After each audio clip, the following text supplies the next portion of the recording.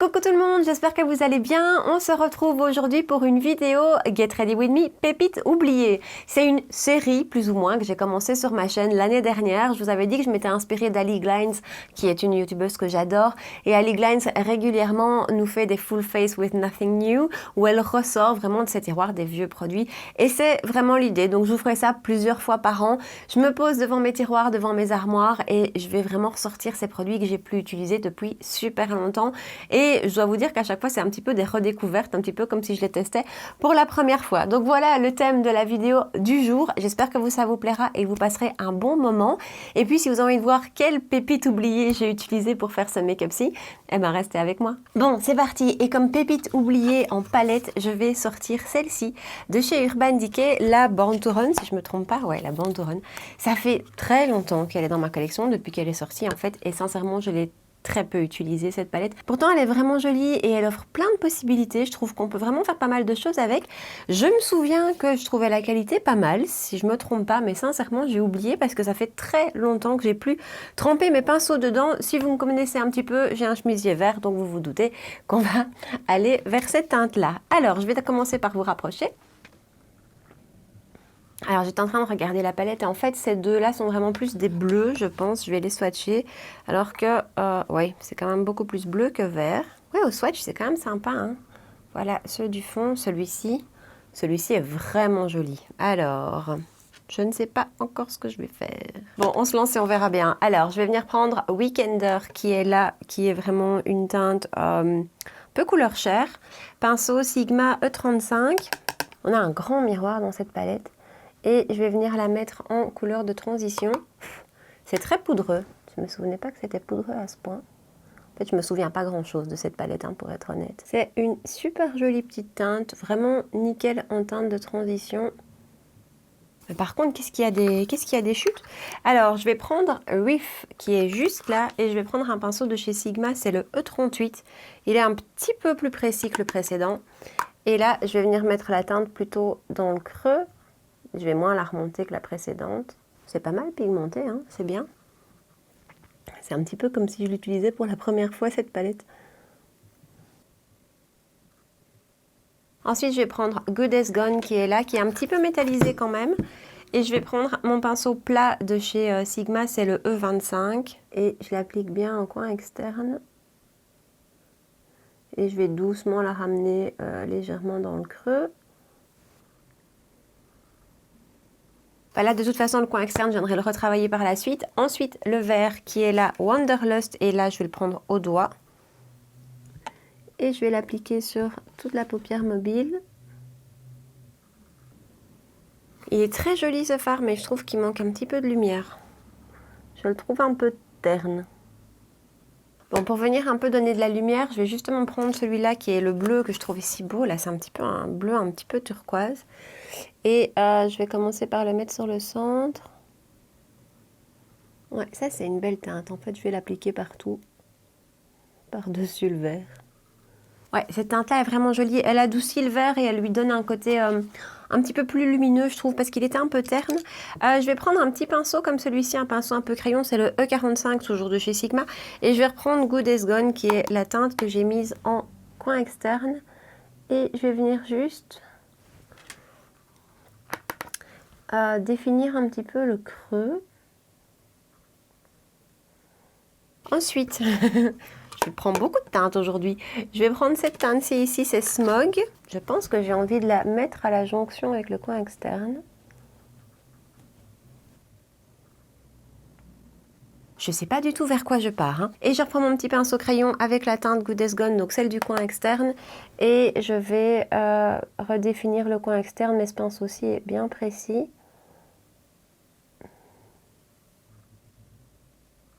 Bon, comme ça, je ne sais pas si je suis convaincue. On verra le résultat avec le mascara. Je vais mettre un peu de crayon. Et donc là, je suis allée rechercher un crayon que je peux utiliser depuis longtemps aussi. C'est un de chez Kiko, les Intense Color Long Lasting Eyeliner. Pardon. Et j'ai la teinte 04. C'est un beau marronné, un petit peu métallisé comme ça. Les crayons de chez Kiko, je vous l'ai déjà dit, hein, mais sont excellents. Et je vais me faire un rat de cils. Et voilà, je l'ai aussi mis en muqueuse. Je vous avoue que je sais plus comment il tient en muqueuse, on verra. Mais je trouve que Kiko, d'un point de vue rapport qualité-prix, les crayons, que ce soit lèvres ou pour les yeux, ils sont juste parfaits. Je vous éloigne et on passe au teint. Voilà, alors autant la palette c'est vraiment une redécouverte que je réapprends complètement à connaître parce que je l'ai vraiment oublié, autant il y a certains produits teints comme le fond de teint que je suis impatiente de réessayer, mais c'est des produits je sais que je les adore, voilà. Bref, en base on va utiliser ce produit-ci de chez Herborian qui n'est pas vraiment une base en fait. Ils disent que c'est une crème à effet poudré, moi je l'avais acheté réellement pour l'utiliser en crème de jour puisque vous savez que j'ai la peau grasse et on est vraiment sur quelque chose de mat, mais en crème de jour ça manquait quand même pour moi réellement d'hydratation et c'est un jour en discutant avec l'une d'entre vous, Jennifer, qu'elle m'a dit mais pourquoi tu l'utilises pas en base? Et c'est vrai en fait qu'en base j'avais adoré l'utiliser. D'ailleurs c'est comme ça que je l'ai utilisé tout au long et le rendu est génial. Ce produit a une odeur, la gamme bambou de chez Herborian a une odeur absolument géniale. Et voilà, en base, ça fait très très bien le job parce que niveau brillance, moi je vois une vraie différence. Donc voilà. Après, ça n'aura pas forcément un effet floutant, mais ça aura un effet contrôle de brillance.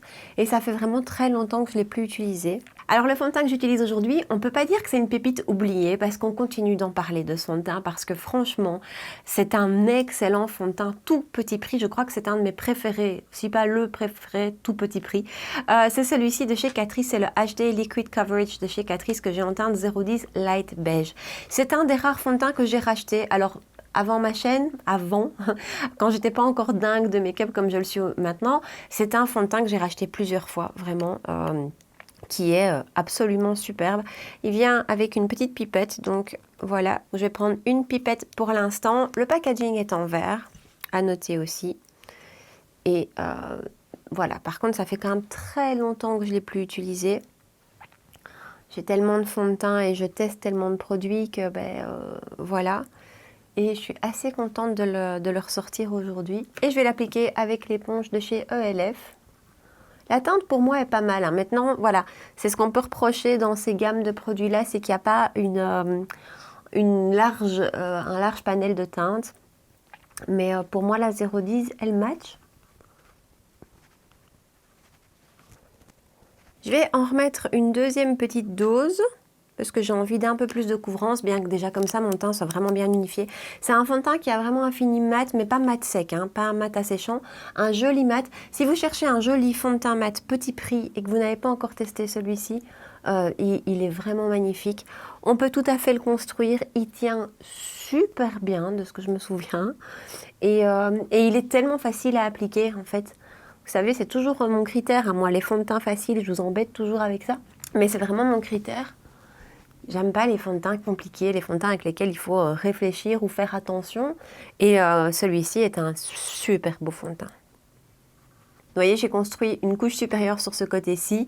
On voit quand même vraiment la différence. Et il n'y a aucun effet de matière, il n'y a pas d'épaisseur sur le visage. C'est nickel. Alors, vous savez que quand il y a moyen de faire combo fond de teint anti-cerne, je le fais. Hein, c'est un petit peu un toc, mais j'aime bien avoir le combo. Et chez Catrice, un anti-cerne qui est excellent aussi, c'est le Liquid Camouflage. Sincèrement, Catrice, au niveau des produits teints, ils sont excellents. Je vais faire un seul œil à la fois pour que vous voyez la couvrance du Liquid Camouflage. J'ai la teinte 010 porcelaine. Donc, comme le fond de teint, c'est le 010. Je vais d'abord l'étirer un petit peu au pinceau et puis je repasserai à l'éponge. Et voilà la couvrance de cet anti-cerne que je trouve vraiment très belle en le travaillant pas longtemps.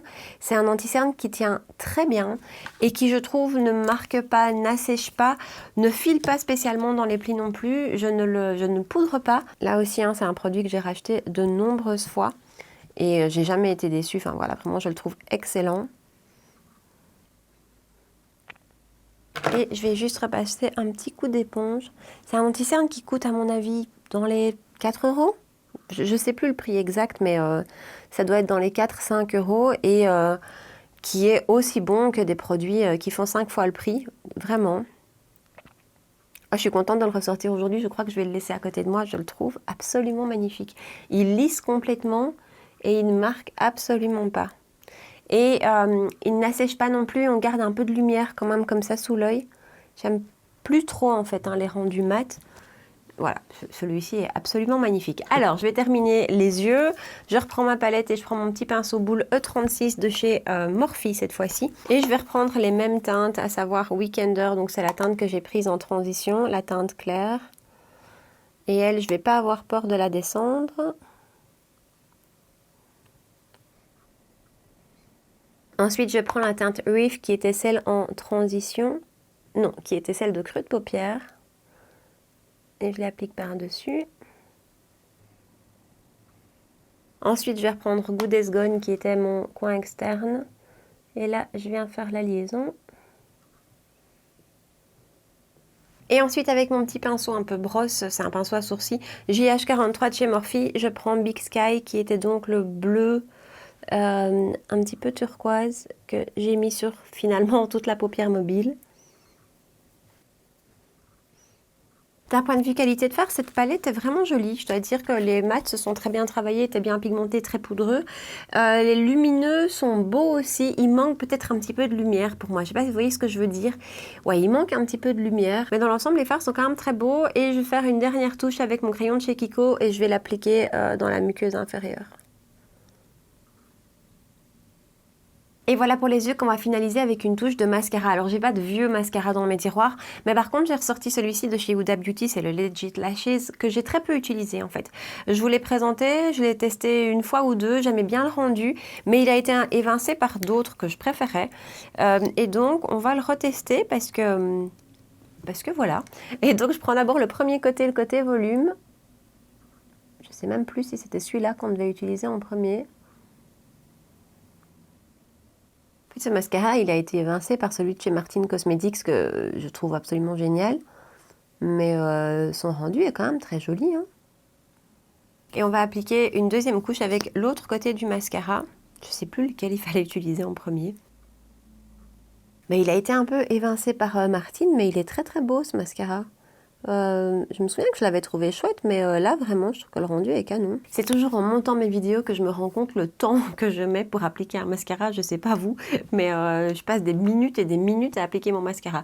Alors on va passer à la poudre et je vais utiliser celle de chez Too Faced, la Pitch Perfect. J'ai pas beaucoup de poudre en fait dans mes tiroirs. J'essaye de les finir. Voilà, c'est pas un produit non plus que j'adore tester parce que voilà. Celle-ci, je l'ai depuis très longtemps. Elle est interminable, je vous l'ai déjà dit. En même temps, il y a 35 grammes de produit à l'intérieur. Donc voilà, et c'est une poudre que je trouve très belle. Elle est sortie il y a très longtemps maintenant. Et c'est vraiment une poudre que je trouve magnifique, qui va vraiment bien flouter les pores. Et ça, c'est pas mal parce que ce fond de teint-ci, je trouve, ne floute pas vraiment les pores. Et qui va bien matifier et qui est très très parfumé à la pêche. C'est bien parce que si vous en mangez, c'est un bon goût. Parce que là, je viens d'en avoir dans la bouche. C'est une super poudre et qui, d'un point de vue rapport quantité-prix, est interminable. Alors, les trois produits qu'on va utiliser maintenant, les trois poudres, je ne les ai plus testés depuis super longtemps. D'abord, le bronzer de chez Too Faced, le Chocolate Soleil. J'ai la version mat. Et ça fait tellement longtemps que j'ai pu utiliser ce bronzer. J'ai vu Katie D, Makeup Artist, en reparler il n'y a pas longtemps. Et je me suis dit, oh mais oui, ce bronzer, ça fait tellement longtemps. Et en général, les produits à poudre de chez Too Faced, je les trouve assez bons. Il est bien pigmenté. Ah, et sa teinte, c'est beau. J'avais oublié à quel point sa teinte était belle. Et à quel point la poudre s'applique aussi super bien. J'avais vraiment oublié ce bronzer. Il est absolument magnifique. Il est chaud hein, quand même. Franchement, j'avais oublié à quel point il était beau. Vraiment, je le trouve magnifique. Je pense que lui aussi, je vais le garder près de moi. Alors le blush, là aussi, ça fait une éternité que j'ai plus utilisé. C'est le California de chez Benefit qui se présente dans ces petits packaging cartonnés comme ça. C'est une teinte pêche, on va dire, pêche corail. Ouais, plutôt corail. Je ne sais plus du tout à quoi il ressemble. La teinte est jolie, la poudre est bien fine. Plutôt mat, hein, avec une petite lumière qui ressort quand même. Après, il n'est pas hyper pigmenté, je suis déjà retournée plusieurs fois dedans. Ce qui n'est pas plus mal hein, non plus, on se loupe nettement moins. Ouais, mais la teinte est assez belle en fait. Je vous dis, j'avais complètement oublié tous ces produits. Ça fait du bien de les ressortir. Vraiment, je trouve que c'est vraiment un beau blush qui donne super bonne mine. Et en highlighter, oui, c'est un mini. Oui, c'est parce que j'ai pas beaucoup d'highlighter dans mes tiroirs que je vous en parle régulièrement de ceux qui sont dans mes tiroirs. Et donc là, je voulais vraiment quelque chose que j'avais plus utilisé depuis super longtemps, comme les 2 poudres juste précédentes. Et donc, c'est un échantillon, mais que à l'époque, j'ai beaucoup utilisé de chez Becca. Et c'est la fameuse teinte Champagne Pop, la teinte un peu icône de chez Becca. Et il est vraiment magnifique cet highlighter, hein. J'ai pas en fait d'highlighter Becca en grand format, en poudre. J'ai la version liquide qui est sortie cette année qui était splendide. Et franchement, pourtant ils sont connus pour leurs highlighters. Cette teinte est super belle. Je me demande si j'achèterais pas un des highlighters de chez Becca en grand format, mais je me souviens qu'il y a la teinte Opale aussi qui me faisait toujours un peu hésiter. Donc si vous avez déjà testé Opale et Champagne Pop, je veux bien votre avis. Alors en spray de finition, c'est pas un vieux produit qui est dans mes tiroirs parce que les sprays de finition, de nouveau, je les collectionne pas. J'en ai en général 1 voire 2 en cours, mais pas plus. Et donc il y a celui-ci que j'avais ouvert dans ma vidéo Full Face Kiko, que je termine, que je n'aime pas. Voilà, sincèrement, plus je l'utilise, moins je le trouve chouette. Et d'abord, il sent très très fort la laque, c'est pas super agréable. Et ensuite, je trouve qu'au niveau tenue de mon maquillage, c'est pas, voilà, c'est pas ce qu'il y a de mieux, j'ai déjà vu mieux. Donc je le termine, mais je le rachèterai pas. Et donc, je vais me laquer le visage. Pour les lèvres, je vais faire un contour avec mon crayon de chez Kiko, le 420 que je vous sors dans toutes mes vidéos dans lesquelles j'utilise un rouge à lèvres nude, hein.